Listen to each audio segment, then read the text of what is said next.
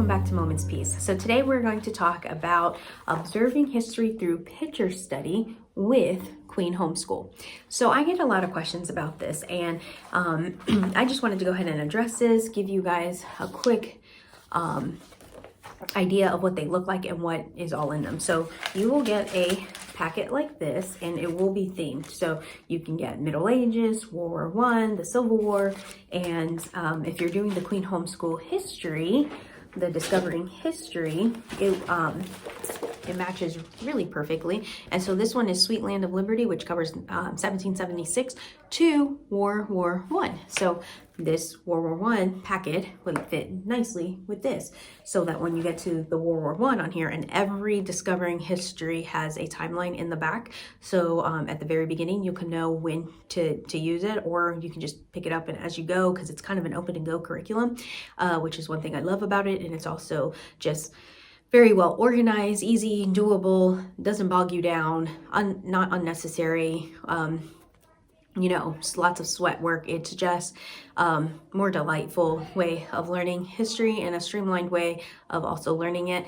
And you'll do a timeline, essays, discussing, writing, researching. There's a living book in it, and then you can add more living books to it, either other biographies, or they offer books on their website too that kind of cover just one person or multiple throughout that particular time frame. Like you could pick out American history books in there and read them, and they would just really kind of well-rounded more and beef it up a bit, even though those are not totally necessary. They're enriching, and if you enjoy books, that's a great way to build your library, get more reading in, and have readings from different authors and perspective as well.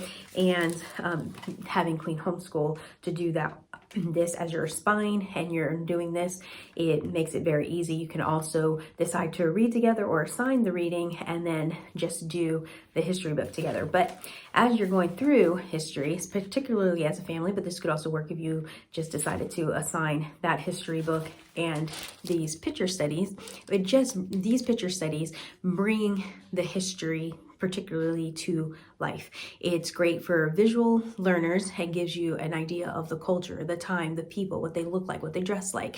And in this booklet, it contains the artists and about kind of a little mini biography about them. And then it also kind of gives you some questions, and you can read them in the further study right here. And so this whole booklet will contain information for about all 10 pictures that are in here. So you'll pick out your theme. You can do Middle Ages, Civil War, World War I, and then these are the pictures. Now they are heavier stock pictures. They're very pretty, and you kind of just get an idea.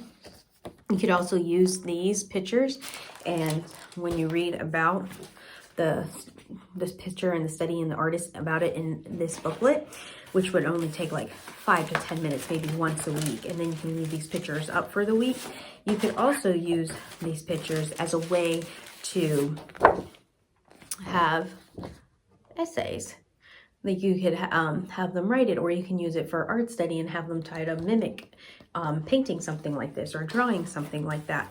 And that's another way to be hands-on and bring it to life and give you an idea of what things were like back then in these time periods. So I think they're very pretty, and I do like them very much. They are specific to this time history. So very a very great way to enrich your history study. So that's just a look at a few of them. There's a couple more in here. I think that it's definitely worth the investment to bring it to life a little bit more and enjoy your history that way. And again, the history study, this one covers the time frame of the birth of our nation until World War I. There is a timeline that you would do on day 5, and you can either copy it, cut it, and put it in a timeline binder like they instruct in the back of the book, this particular book, or you can put it in your book of centuries if you already have one of those going. And this tells you exactly how to do the timeline for each of their history courses.